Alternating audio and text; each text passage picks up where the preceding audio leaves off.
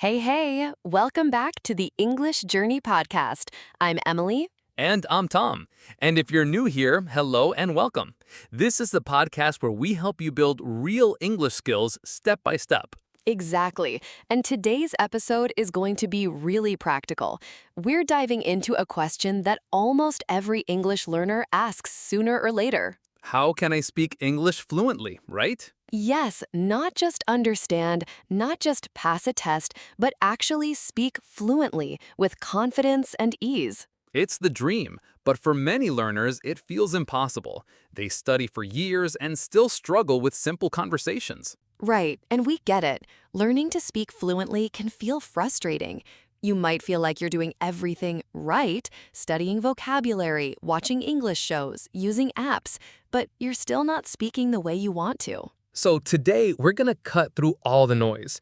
We'll talk about the real reasons why speaking is so hard. Some common mistakes that might be slowing you down. And most importantly, we'll break down the 5 best methods you can start using today to improve your speaking skills. And no worries, this won't be theoretical. We'll give you real examples, real steps, and even a mini action plan at the end. All right, let's jump into it.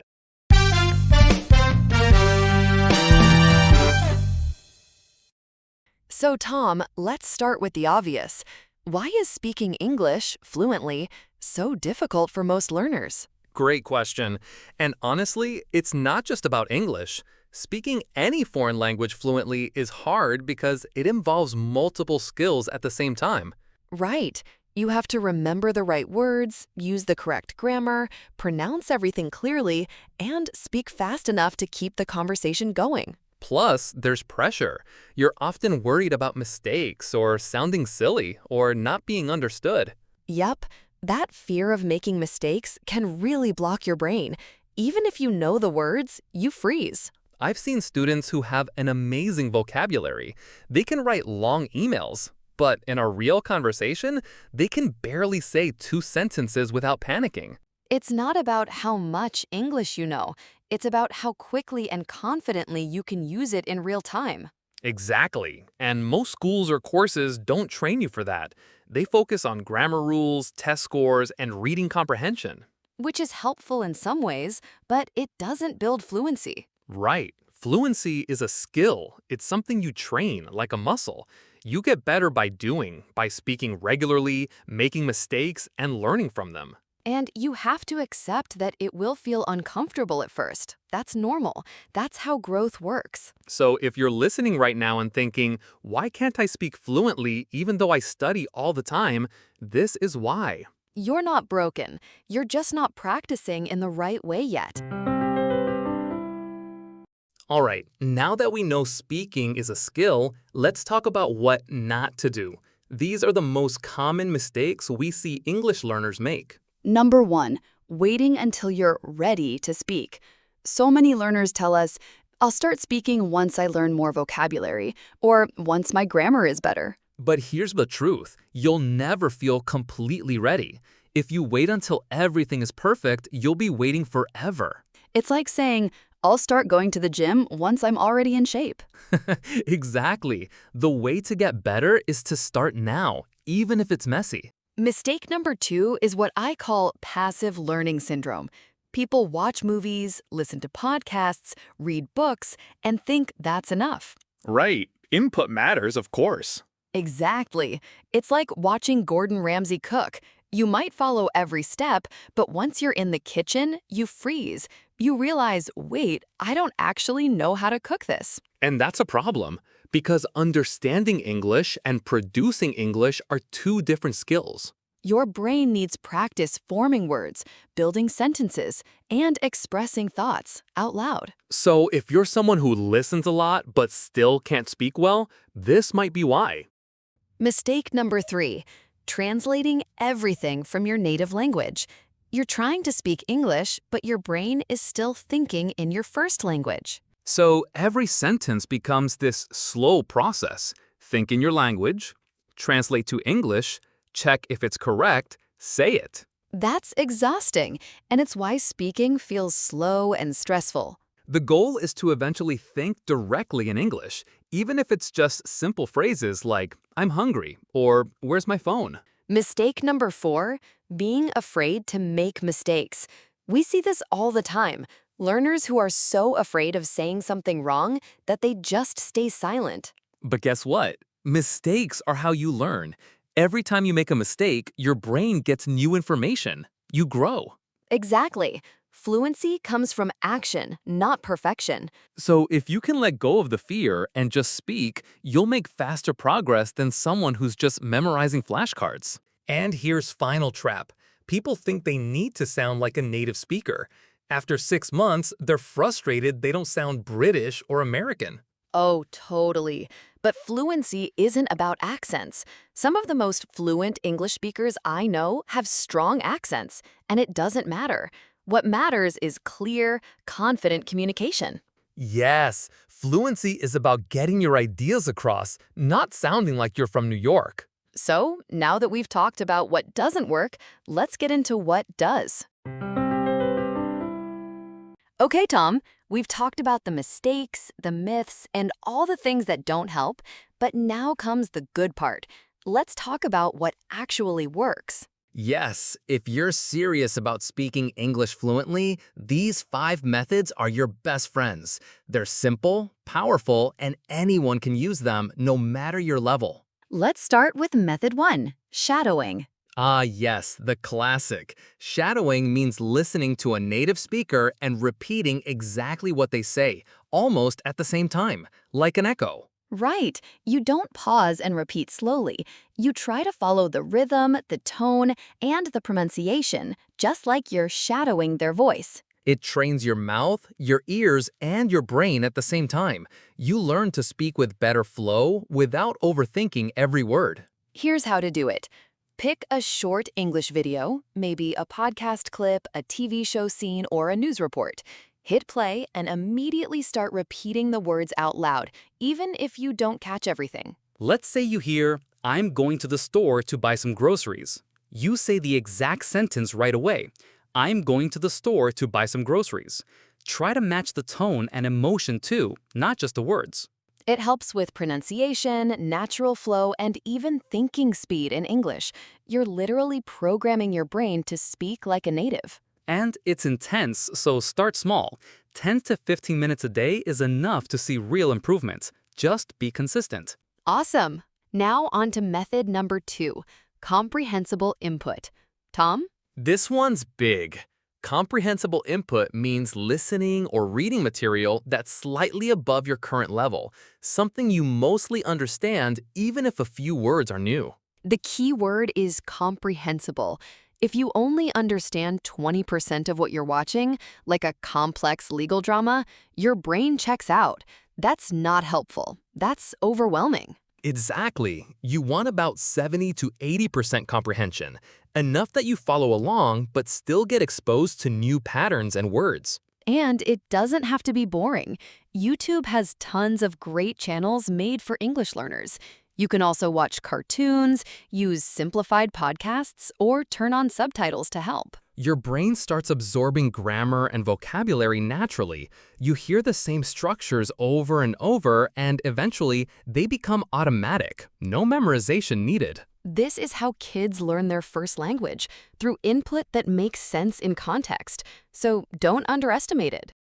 Absolutely. Okay, let's move to method number 3, building a daily speaking routine. This one's so important and honestly where many learners struggle. A lot of people think, I don't have a speaking partner, so I can't practice. But here's the truth. You don't need a partner to start speaking. You can talk to yourself. It might feel weird at first, but it's incredibly effective. Absolutely. Okay, let's move to method number 3, building a daily speaking routine. This one's so important and honestly where many learners struggle. A lot of people think, I don't have a speaking partner, so I can't practice. But here's the truth. You don't need a partner to start speaking. You can talk to yourself. It might feel weird at first, but it's incredibly effective. Here's what I suggest. Every day, pick a simple topic. Your favorite movie, your day at work, what you ate for lunch. Set a timer for 5 to 10 minutes and just talk out loud. No script, no notes, just let the words come out. The goal is to get comfortable forming thoughts in real time. And here's a great tip. Record yourself. Seriously. Listening back helps you catch your weak spots. Grammar mistakes, awkward pauses, unclear pronunciation. Plus, it's super motivating to hear how you improve over time. Try recording yourself on the same topic once a month and compare. You'll be surprised. You're building confidence, fluency, and awareness, all at the same time. All right, method 4 is thinking in English. This is a game changer. Yes, one of the biggest fluency killers is translating everything in your head from your native language into English.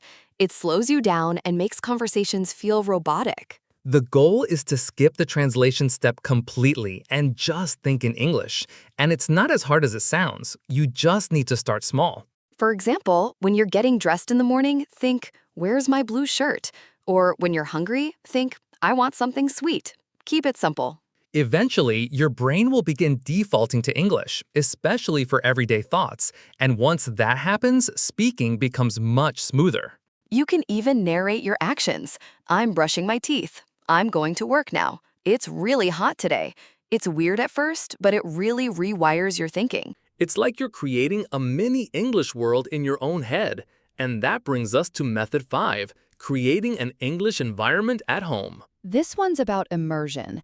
Even if you're not in an English-speaking country, you can still live in English. Start with the easy stuff. Change your phone and social media to English. Watch Netflix without subtitles or with English subtitles. Play games in English. You can also talk to yourself, describe what you're doing while cooking, talk to your pet, or even chat with AI in English. And don't forget about online communities. There are thousands of forums, Discord groups, and apps where you can interact in English about your hobbies and interests. When English becomes part of your daily environment, it stops feeling like a foreign language and starts feeling like just language. Exactly. You're no longer studying English, you're living it. So let's recap the 5 methods. 1. Shadowing. Repeat with native speakers in real time. 2. Comprehensible input. Watch, listen to content just above your level. 3. Daily speaking routine. Talk every day, even to yourself. 4. Think in English. Train your brain to skip translation. 5. English environment. Surround yourself with the language. If you focus on just 1 or 2 of these consistently, your fluency will improve dramatically. But if you combine all 5, that's when the magic really happens. Fluency is not about talent or perfect grammar. It's about building habits that train your brain to use English naturally. Absolutely. Small steps every day lead to massive results. Trust the process. All right, everyone, let's wrap this up. Emily, if someone asked you, what's the single best method for becoming fluent in English, what would you say? Honestly, I'd say there isn't one best method, but there is a best approach, and that's combining multiple methods consistently. Exactly. If I had to recommend the most powerful combination, I'd say do shadowing for pronunciation and rhythm, consume comprehensible input for natural language patterns, maintain a daily speaking routine for confidence, practice thinking in English for fluency, and create an English environment for constant exposure. But here's the key. You don't need to do all of these perfectly from day one. Pick 1 or 2 methods that appeal to you and start there. Consistency beats perfection every single time. So true. I'd rather see someone do 15 minutes of shadowing every day for a month than someone who does 3 hours once a week and then gives up. And remember, fluency isn't about being perfect. It's about being able to express your thoughts and feelings clearly in English. Some of the most fluent speakers I know make grammatical mistakes, but they communicate effectively and confidently. Absolutely. Your goal isn't to sound like a textbook. It's to sound like yourself, just in English. Before we go, let's give our listeners one practical challenge. This week, try the shadowing technique for just 10 minutes a day. Pick one English video you enjoy.